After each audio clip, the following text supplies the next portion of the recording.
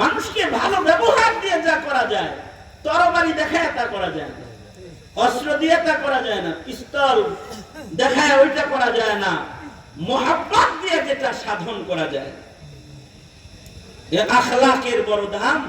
আর এক হাদিসে আছে, যাদের আখলাক সুন্দর হবে, যাদের আখলাক ভালো হবে, তাদের দাম কত? যাদের চরিত্র ভালো, আখলাক ভালো, এদের মূল্য অনেক। যে এদের মিজানের পালার মধ্যে এদের নেকিগুলা ওজন বেশি হয়ে যাবে। সুবহানাল্লাহ। কিছু আছে না বড় আখলাক মানুষ, মানে খালি চেষ্টা করে, খালি চেষ্টা করে, মানে চটচট করে, খালি চেষ্টা ওঠে, খালি আছে না? আছে। যেমন মনে করেন আমি চেষ্টা যাই, খালি চেষ্টা গেলে মিজানের পালায় আমল ওজন কমে দেব।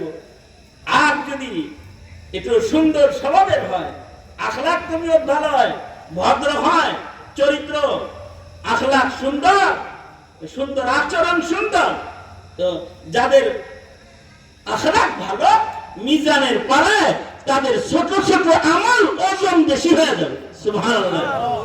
মিজানের পালায় ওজন দুই কারণে বেড়ে যাবে আমলের, একটা হলো ইখলাস আর একটা হলো আখলাক। আখলাকের কারণেও মিজানের পালায় নেক আমল ওজনদার হয়ে যাবে।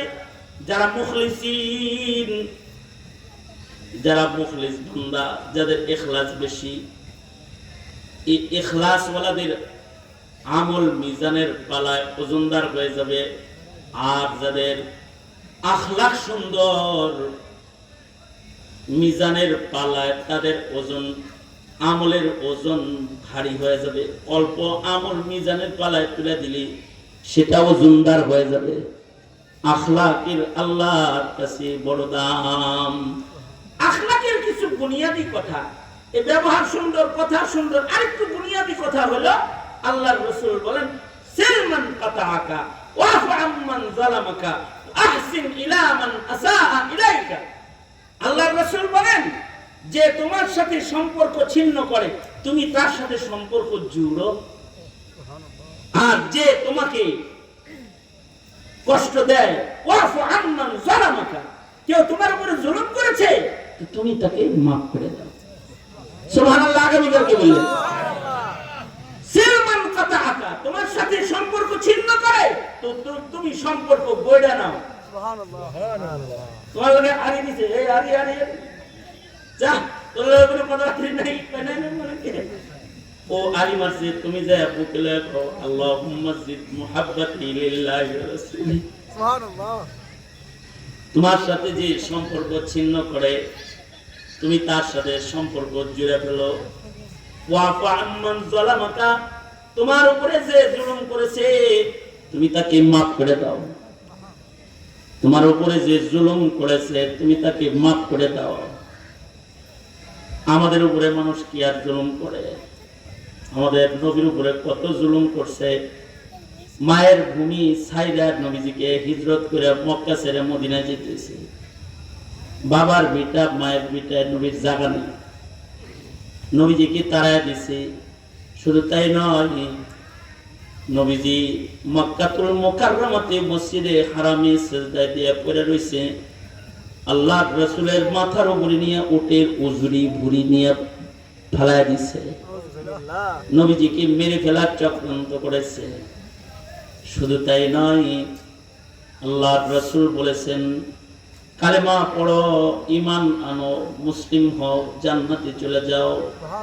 এই কথা বলার অপরাধী কাফেররা আল্লাহর রাসূলের মুখের উপরে যে থুথু মারছে, যে থুথু মারছে, সে আবার ফতেহ মক্কার পরে যখন কালেমা পড়ে মুসলমান হয়েছে, সে কিন্তু আল্লাহর রাসূলের মুখে থুথু মারছে, আল্লাহর নবীকে কষ্ট দিছে, কিন্তু আল্লাহর রাসূল সাথে সাথে তাকে মাফ করে দিছে।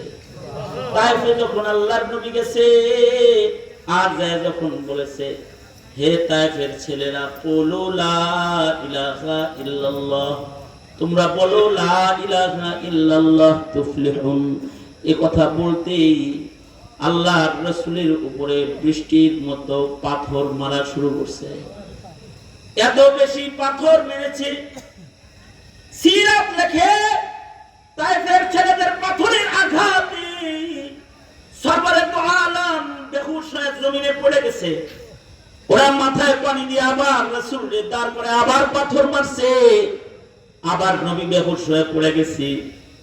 আবার নবীজিকে মাথায় পানি দিয়ে হুশ আনায় আবার দাঁড় করে পাথর মারছে। হযরত যায়েদ বলেন, 3 বার আল্লাহর নবী বেহুশ হয়ে জমিনের মধ্যে পড়ে গিয়েছে। নবীজির গায়ের থেকে এত রক্ত ঝরছে যে নবীজির রক্তের সাথে পায়ের গোড়ালির সাথে রক্ত মরুভূমির গরমে শুকাইয়া স্যান্ডেলটা নবীজির পায়ের সাথে আঠার মতো লাগেছে। আল্লাহর রাসূল অজ্ঞান হয়ে পড়ে রয়েছে।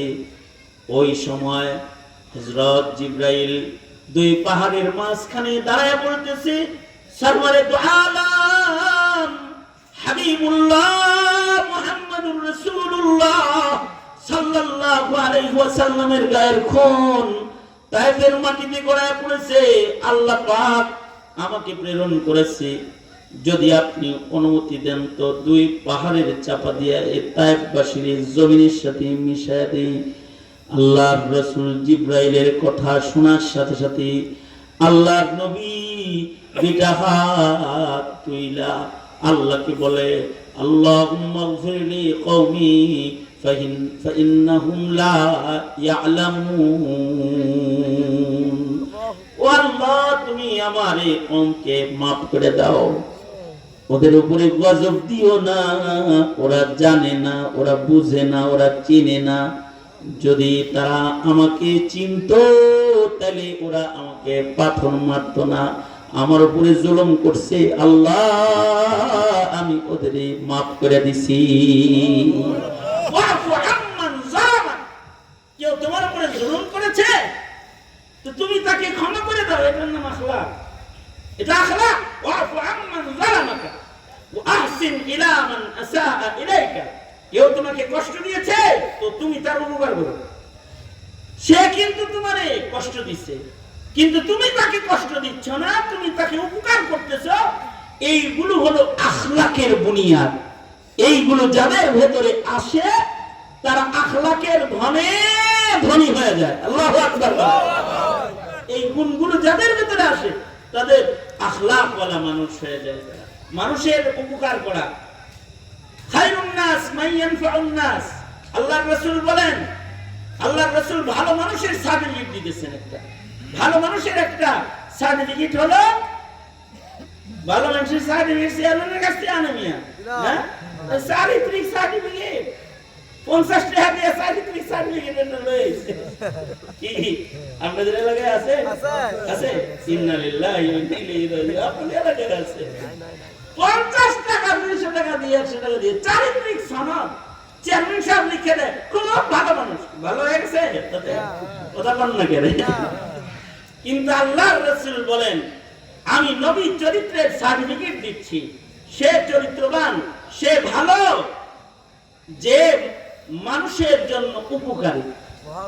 খায়রুন নাস মান ইয়ানফাউন নাস, আমি নবী তাকে ভালো মানুষ বলছি, ভালো মানুষ হিসেবে তাকে সনদ দিচ্ছি, যার দ্বারা মানুষ উপকৃত, যার দ্বারা মানুষ উপকৃত। আর যার দ্বারা মানুষ ক্ষতিগ্রস্ত সে কি ভালো মানুষ না জালেম? জোরে আওয়াজ করে বলেন, ভালো মানুষ না জালেম? সে জালেম। জালেমকে আল্লাহ তাআলা ছাড় দিবেন না, জালেমের বিচার হবে। জালেম চিনেন? নাম পেতে পারবেন?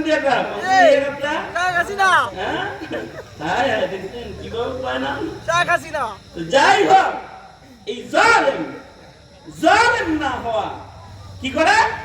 মানুষের উপকার করা। কি করা? জোরে বলেন। মানুষের উপকার করা, মানুষের সাথে সুন্দর ব্যবহার করা। এই সুন্দর আচরণের পায়কার ছিলেন মুহাম্মদুর রাসূলুল্লাহ সাল্লাল্লাহু আলাইহি ওয়াসাল্লাম। বুইতু লিউতাম্মিমা মাকারিমাল আখলাক। আল্লাহর রাসূল সাল্লাল্লাহু আলাইহি ওয়াসাল্লাম এই সুন্দর আচরণের শ্রেষ্ঠ নমুনা হয়ে পৃথিবীতে এসেছিলেন। নবীজি উম্মতকে কি ভালো ব্যবহার শিখিয়ে গেছে, কেমন ভালো ব্যবহার শিখিয়ে গেছে। আমাদের এক বাপ শাহ আতাউল্লাহ বুখারী রাহমাতুল্লাহি আলাইহি, নাম শুনে থাকবেন আপনারা। জি জি, আতাউল্লাহ বুখারী রাহমাতুল্লাহি আলাইহি বড় মানে মজবুত আকলমন্দ এক মানুষ ছিলেন।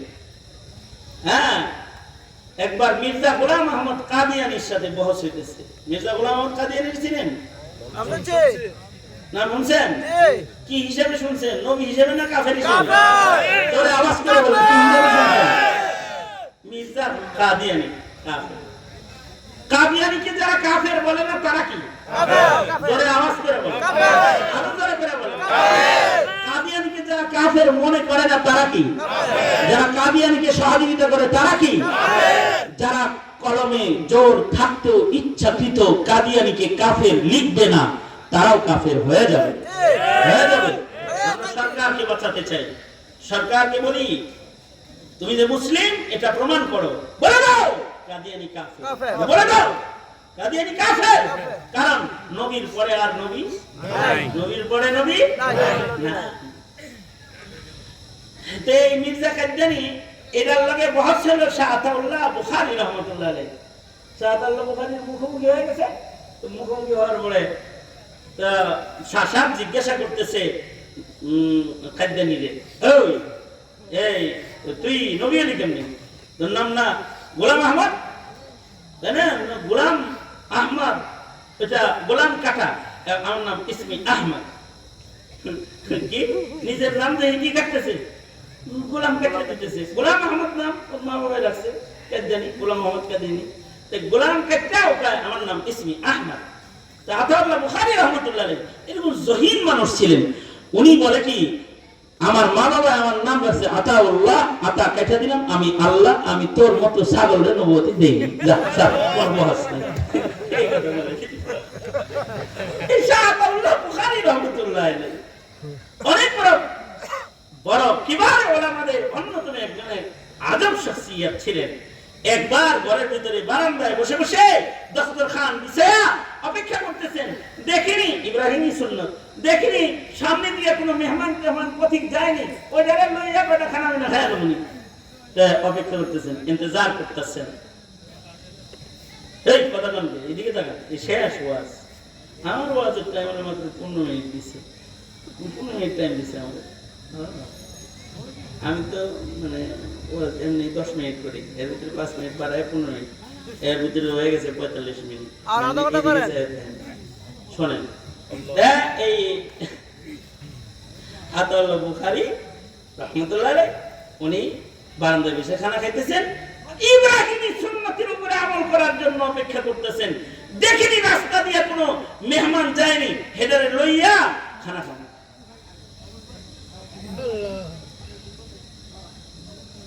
তা পথ দিয়া একজন যাইতেছে, ঘটনা চক্রে কে যাইতেছে জানেন? যাইতেছে একটা মেথর। মেথর মেথর কি করে? স্বর্ণ বানায়,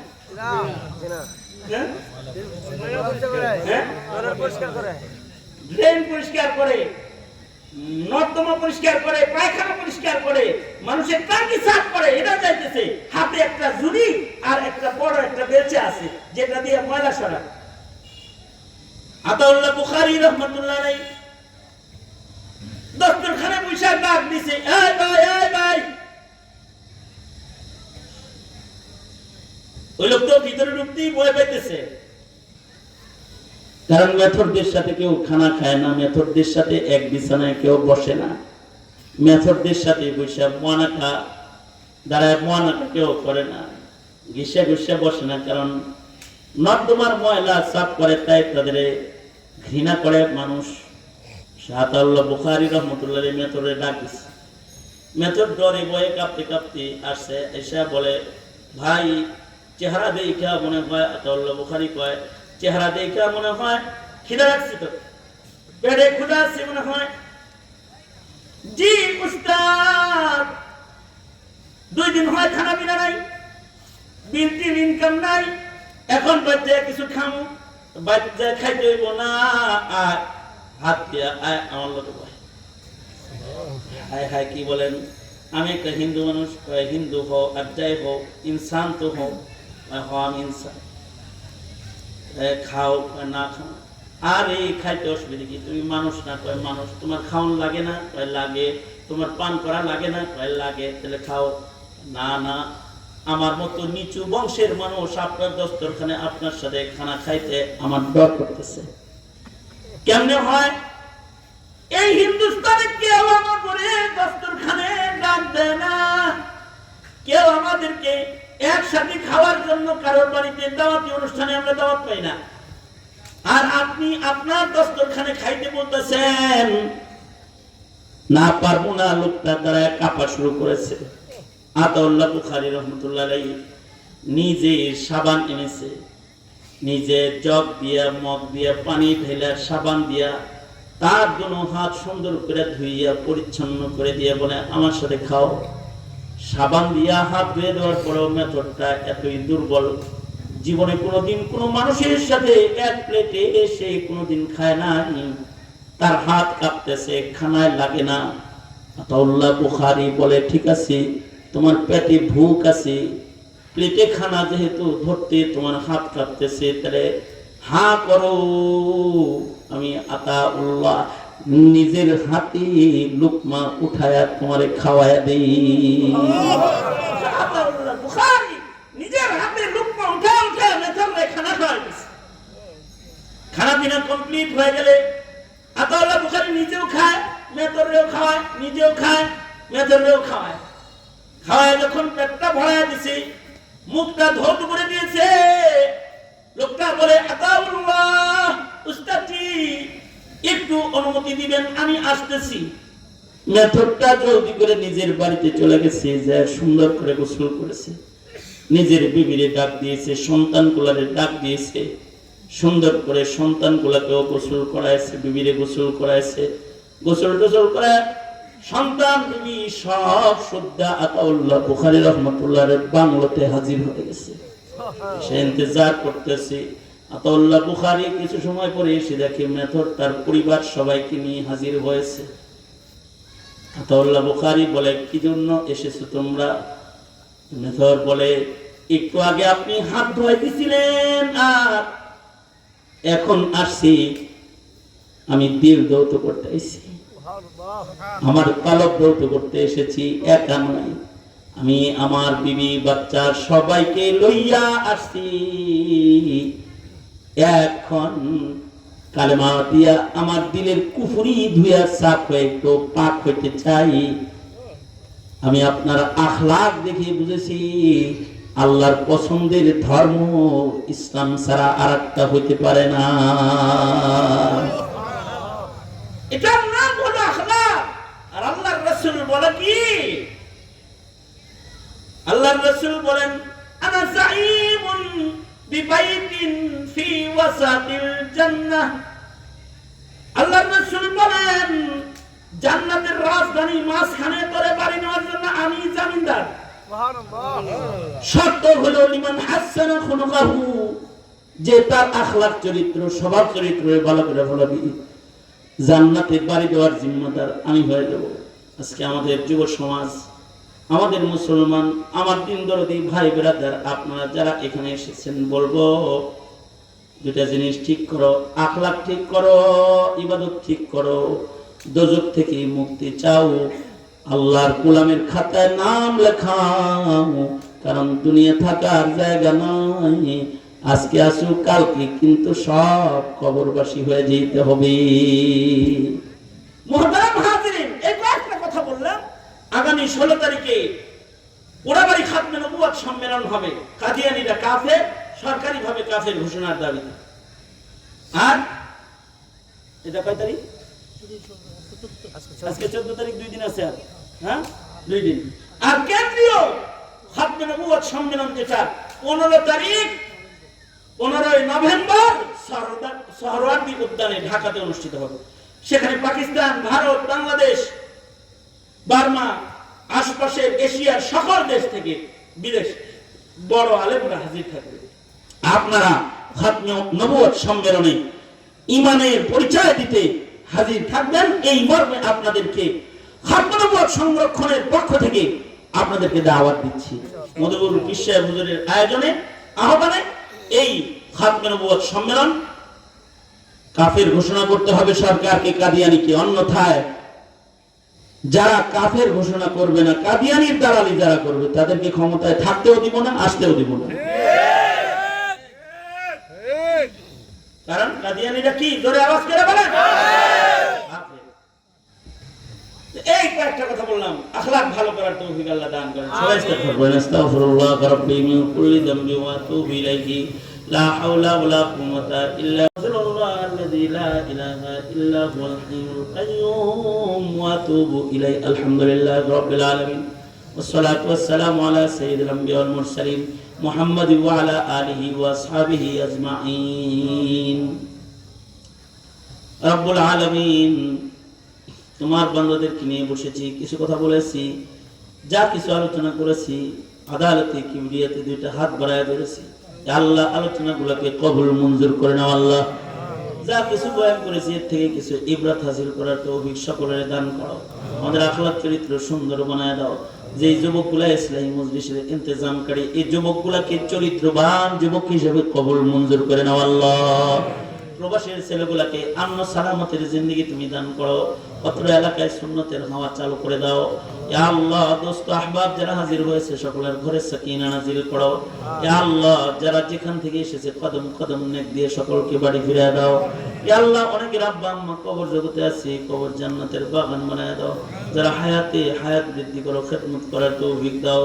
ইসরায়েলকে বরবাদ করে দাও। ইয়া আল্লাহ, ফিলিস্তিনের মুসলমানদেরকে নাজাত শান্তি দান করো। আল্লাহ, মসজিদুল আকসাকে আজাদ করে দাও। সারা দুনিয়ার মুসলমানদেরকে ইয়া আল্লাহ, মুসলমানদেরকে খিলাফত আলা মিনহাজিন নবুওয়াত প্রতিষ্ঠা করার তৌফিক দাও। যত কল্যাণ মঙ্গল দাও, অকল্যাণ হতে আমাদেরকে বাঁচাও। এই মজমাকে কবুল করে নাও, আয়োজনকে কবুল করে নাও। সুবহান রাব্বিকা রাব্বিল ইজ্জাতি আম্মা ইয়াসিফুন ওয়া সালামুন আলাল মুরসালিন ওয়ালহামদুলিল্লাহি রাব্বিল আলামিন।